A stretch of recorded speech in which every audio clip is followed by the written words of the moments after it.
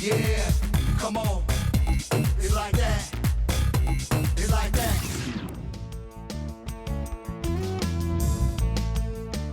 In this edition, we look at how COVID restrictions are affecting our athletes and what our coaches are doing to keep them in shape.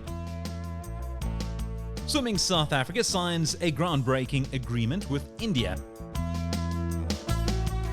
Stay with us and check it out right here.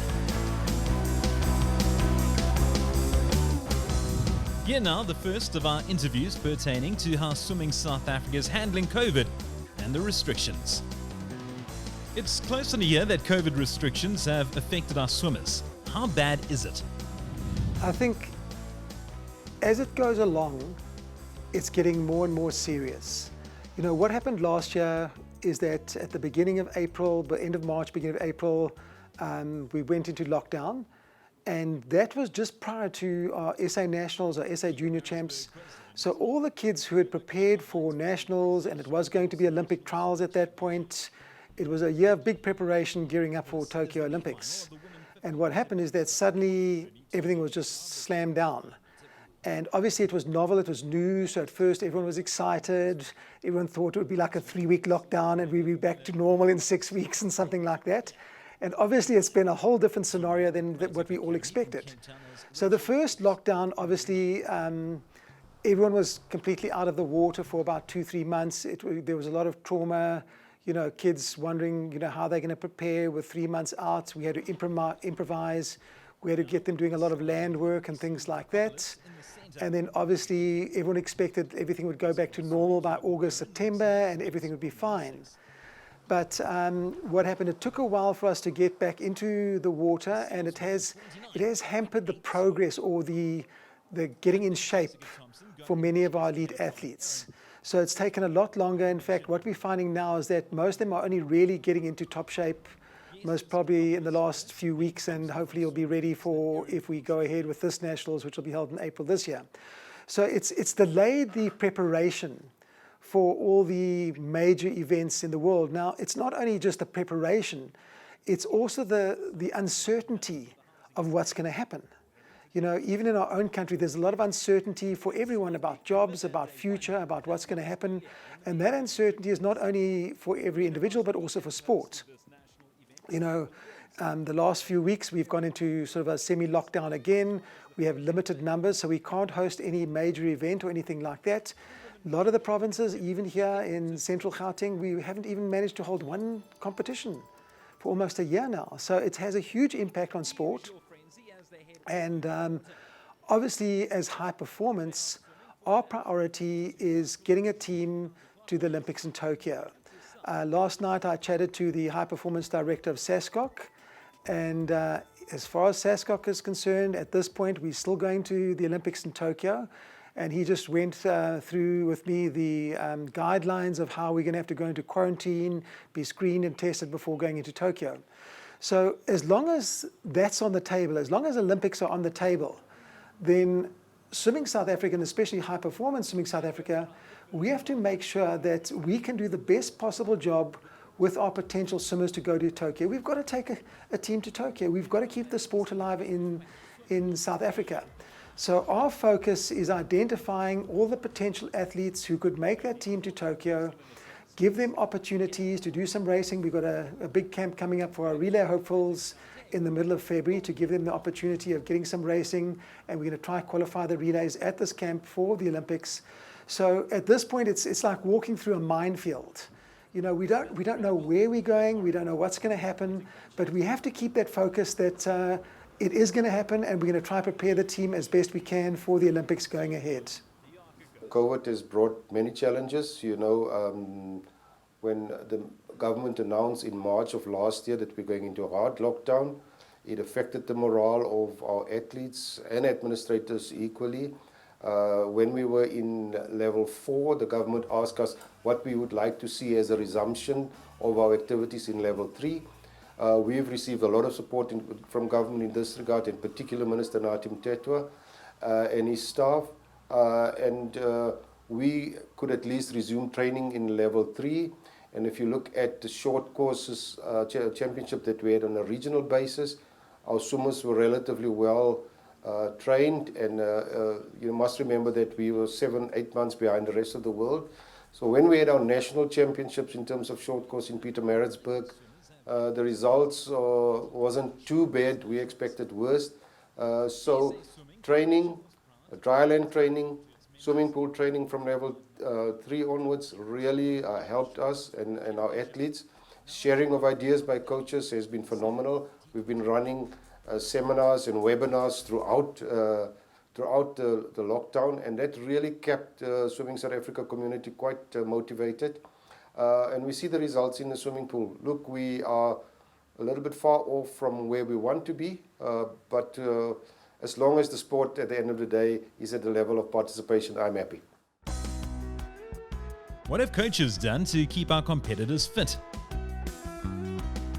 Okay, so every coach has kind of had to improvise, and I think, just as high performance manager, one of my jobs has been keeping in contact with a lot of the top coaches around the country, what they're doing with their elite athletes.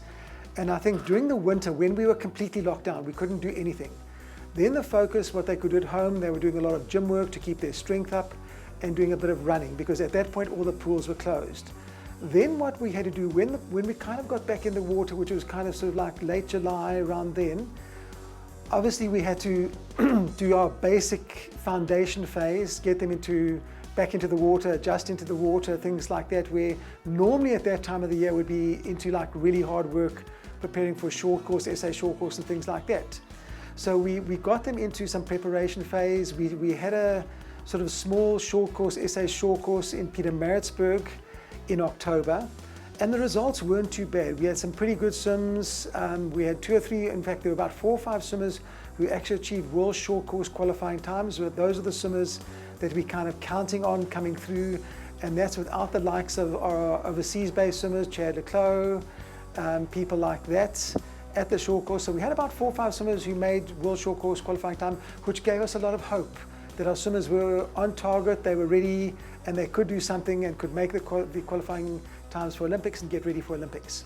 So then it was kind of like, okay, we're up and we're running, let's go for it. And then everyone's gone into very serious work, and the only thing where we've been really restricted, and that's in running competitions. With the, obviously COVID's still very high in South Africa, and the mandate by government is restricted numbers and gatherings. So at this point, we can't have a gathering of more than 100 people. So if we put technical officials, that's your starters, your referees, your timekeepers, that's going to be about 20, 25 people. That limits the number of swimmers to 75 people. That's about 30 boys, 30 girls. So that kind of really limits us holding sort of an elite major competition. So we've tried to keep going, let the swimmers keep going in smaller competitions, smaller numbers, keep them focused, keep them sort of touching in base where they are and what they need going forward. So we've done a few of those, but obviously now it's time to gear up to that next level. It's now sort of like the end of January. We've got the sort of Olympic trials coming up, the beginning of April. So we basically got February and March left. We've got 2 months left to get that final preparation to get the kids ready. So at this point, we're looking at what we can do in that final preparation phase to give the kids the best opportunity to get ready for our Olympic trials. Are your affiliates working with you in keeping the momentum and spirit up? Look, we have a very good compliance structure. We have got a national compliance office. We've got provincial compliance right down district to club. And the communication between the compliance teams is phenomenal. We, from an administration point of view, had meetings on a weekly basis with our provincial presidents. We went in level 2 and 1 to bi-weekly meetings to keep the momentum going, to keep them informed. It has worked well for us as a federation. Our compliance is really, really good. Swimming has got over 1,000 venues accredited. We've got over 40,000 athletes that are permitted athletes to swim. So it's for us in a COVID environment hard to believe that our sport has grown. So we are very, very happy with what we've achieved in that regard. What about government? Have they assisted you in this time of no competition? We were very pleased with how the Department of Sports, Arts and Culture has assisted, right from our engagement with the Minister in level 4, right down to where we are today, last year level 1. now back at level 3. We have continuous interaction. The government has assisted monetary, and we are very, very pleased for what the government has offered sport in general, in particular us as swimming, to sustain us. We were really on our knees as a result of the hard lockdown. But yeah, we can't complain that the government didn't come through for us, and we understand government's predicament. I think, obviously, there's a bigger thing that's happened that's really affected. I don't know if it's only swimming, but it's definitely affected swimming, and that is with the whole COVID lockdown and the whole amount, all the resources, within our own government and regional resources have gone towards keeping individuals safe and also giving them income, because a lot of people lost their jobs or had limited income. So a lot of the country's resource went to just make sure that everyone was safe, they had some financial means to survive and things like that. But it left a bit of a gaping hole in some of the regional, what I'd say, councils. And so a lot of the facilities have actually shut down. And we're talking major facilities in the country. So at this point, where we used to have about maybe 7 or 8 Olympic facilities, indoor or heated facilities in the country, at this point we're most probably down to 3 or 4 facilities. So we've lost about 4 or 5 top facilities with the COVID lockdown. So obviously that's limited not only training, but it's also limited the ability to go and race. So at this point we only have 2 or 3 facilities where the kids can go and race, and obviously train in a 50-meter environment. So what we've had to do is try and give the kids opportunity to do a camp or to get access to these facilities that they can do some training for preparation for the Olympics. So it's a real juggling act that we're doing at the moment. So far, I think we're doing very well, and I'm very proud of all the coaches and clubs in South Africa who have come to the party and supported everything we're doing. We've got a great COVID officer who's really tried to assist everyone to get them verified and that they can do things. But it's not an easy task, and we're really trying to get through this last few months as obstacle-free, as I would say, obstacle-free, so we can get the team ready for Tokyo. We have spoken to the high performance manager, but what do you see as the biggest challenge for our athletes? There's no doubt for our athletes is mental as well as physical fitness. COVID has impacted sport and our sport a lot. You know that swimming is one of the federations in this country that is performing exceptionally well, and we've been the #1 federation for many, many years. Keep the momentum is to ensure that we create competitions. The Olympics is around the corner. Keep competitions where athletes can qualify, but also athletes can compete, and I think that's our biggest challenge. Going back to level 3 is as a result of our communities not complying. It creates pressure on sport because the government may call us to a halt any time. So yes, for us, keeping the athlete motivated would be to create competitions. We have a great Grand Prix series. We've got great junior national competitions and our senior national competitions. We have created an extra avenue for swimmers to qualify. So post nationals there will be another Grand Prix event. Just all to create and stick with the philosophy of our coaches of a race to win.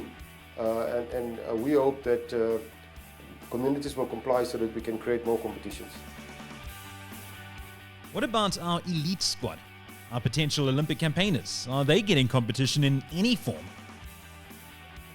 Okay, so when we look at, if we're going to really look at our elite squad, we've got the likes of Chad Leclos, who's he's got sort of, well, he had a European base for a while. Okay, unfortunately that's closed down in the last few weeks, so he's back in South Africa now training. We have a few swimmers based in the United States, and most of them have moved to a state or to an area where they can train and where they can get the preparation needed to qualify for the Olympic trials. We're not, and in South Africa, we're looking at maybe 16 or 20 swimmers, including our relays that we're hoping to qualify to go to the Olympics. So the total number of swimmers might be 20, 22 swimmers altogether that will go to the Olympics. It's always between 16 and 20 swimmers that we take to Olympics. obviously is high performance. Our priority at this point will be looking after those swimmers. Just beneath those swimmers, we have most probably about another 30 or 40 promising swimmers that will make World Juniors or might be eligible for Commonwealth Games in 2022. So at this point, we're trying to encourage the next tier to do as best we can, but obviously our funding and our resources for the next few months will be geared purely towards Tokyo swimmers, because it's their time. It's their time. They have spent 4 years working for this one critical moment. Someone like Tatiana, who might be 23, 24 years of age in Tokyo, we don't know if she'll be still swimming in 4 years' time. So we have to make sure swimmers like that, all the resources, everything we can do is geared towards the likes of her, Chad, who spent many years building up to this pinnacle where they're now the top 2, 3 in the world. And we want to make sure that we can give them the best opportunity when they go to Tokyo to try and bring back medals for South Africa. As we enter the main swimming season, what encouragement do you have for the coaches and their swimmers and athletes? I want to say to our coaches in particular, keep focus, keep the momentum going. I understand the difficulty around facilities. We have an opportunity to raise at least upcoming Grand Prix in Stellenbosch is going to be a good indicator of our senior squad. Exchange ideas with one another, make sure that we communicate, and with the federation where we can assist, we will surely assist to create an environment that's conducive for participation and for training. To our athletes, I understand the difficulty in terms of COVID. I understand the difficulty in terms of mindset. Swimming South Africa is very pleased where most of you are with your training. Keep it up. The pinnacle of sport is around the corner. We want to ensure that we have a good team participating, that we compete against the best in the world. The Europeans are hard at training, so is the Americans and Australians, the Japanese and the Chinese. Those are our serious competitors, and we are sure that from where we sit in the federation, we have the good and the best talent to represent our country on the international stage. Time trials, bubble competition. How are we assessing our athletes' progress and performances? Okay, time trials is something that's become a universal practice during this COVID pandemic. And what a time trial allows you to do, because most people might not understand what a time trial is, okay? A time trial is where in your local club, you can get 3 or 4 or maybe even 8 of your top swimmers to stand up and simulate a race condition without having a whole lot of people in a whole big competition environment. So what's happened is a lot of the clubs, a lot of the teams around the world are doing time trials where you take your top swimmers and you let them sort of stand up and you simulate race conditions for maybe 5 or 10 swimmers. And therefore you can stay within COVID compliance, and you don't have to put the swimmers at risk of mixing with a whole lot of other swimmers who might expose them to COVID, or officials or things like that. So you take the bare minimum number of people in. Most people have got a timing device that can be worked by 1 or 2 people, and you stand up those 4 or 5 swimmers, you simulate the race conditions, and you let them race. And what this does, it gives the coach and the swimmer, I would say, a barometer of where they are at that point. Okay, because without those barometers, without those tests, you're not actually 100% clear where they are. It's only when you stand up and race that you can see the tiny flaws. They were doing this wrong or they're doing that wrong. In training, it might look all perfect. It's only when you're racing that you pick up the tiny flaws. So by putting the swimmers into time trials, we give both coach and swimmer the opportunity of checking to see that there's any flaws to be ironed out before they get ready for the next big competition. And this has become a universal practice, I think, in swimming, and I'm sure in all sporting codes over this last year during the pandemic. Last thought or message, Dean? I think everyone has been it's been a very trying time for everyone in South Africa, in fact, everyone in the world, no matter whether you're a swimmer, you're an athlete, whatever it is. But I think the one thing that this COVID has taught us is that there's always going to be trying times in life. And I think what really has come to me is that all the top athletes, the ones who like rank top in the world, they've all taken the initiative. They found somewhere where they can get in and train. They haven't ever compromised their goals or ideals. They've always kept those goals and ideals on their forefront of what their priorities are. And I think it's a wonderful message that goes to everyone, no matter what the difficult the situations you might be in. Never compromise your dreams. You know, we're here, we're alive. So as long as we're alive, just live your dreams, and let's hope that everyone in our country can realize their dreams.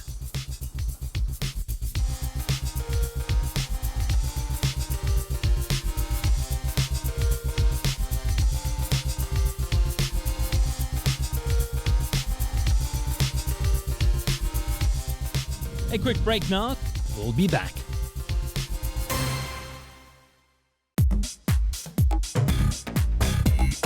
Come on, get your head right.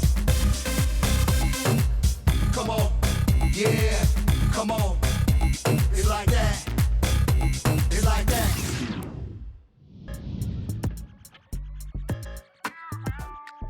Time now for a quick look at one of our rising stars in the pool, as well as in open water.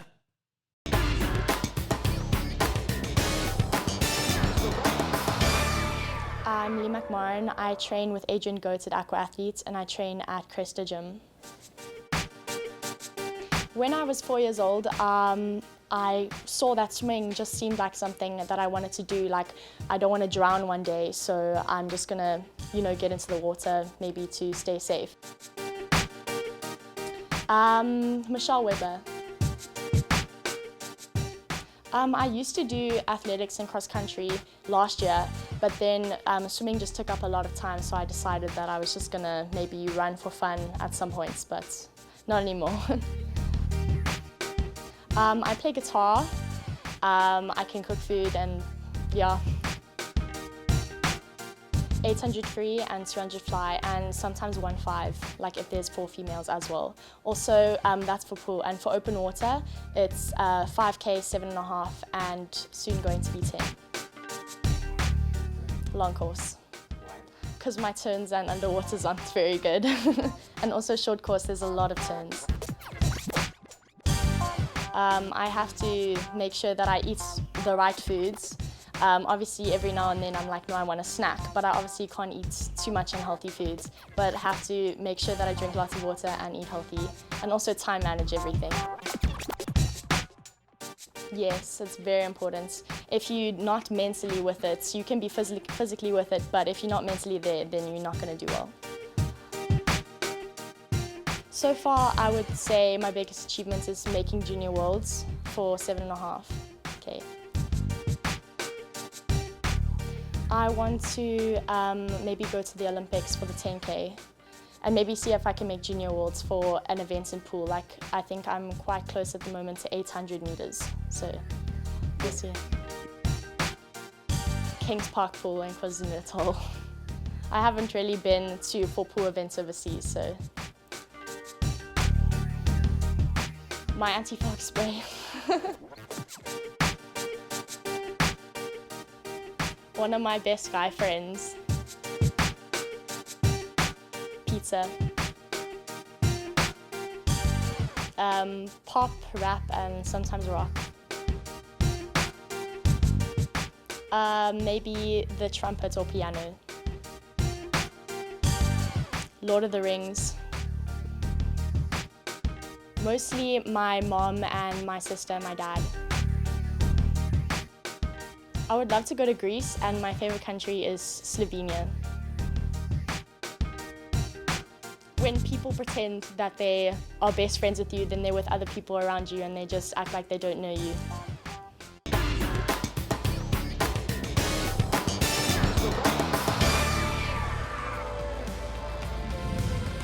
India and South Africa have signed a partnership agreement to build relationships and further swimming and water polo in their countries. We spoke to some of the role players. The partnership with India is a long-standing relationship that we have with India. We are just formalizing it after most probably 10 years or so.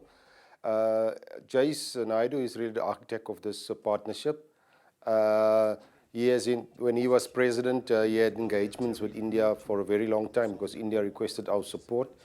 You know that the relationship between India and South Africa from a sports point of view has always been strong, and we are piggybacking on a very good relationship. You know, when our country arrived at democracy, the first team to participate against South Africa was the Indian cricket team. So Swimming South Africa, in agreeing with the Indians on a set of outcomes, was basically culminating in what you see as an agreement between us. As far as the agreement with South Africa Swimming goes, Swimming Federation of India is looking forward to working closely with the body in South Africa in context to developing swimming and water polo and the other aquatic disciplines.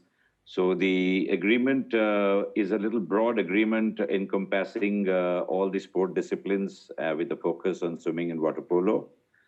We will shortly sit with the team on the other side and chalk out the agenda and the detailed planning as to how we need to move forward.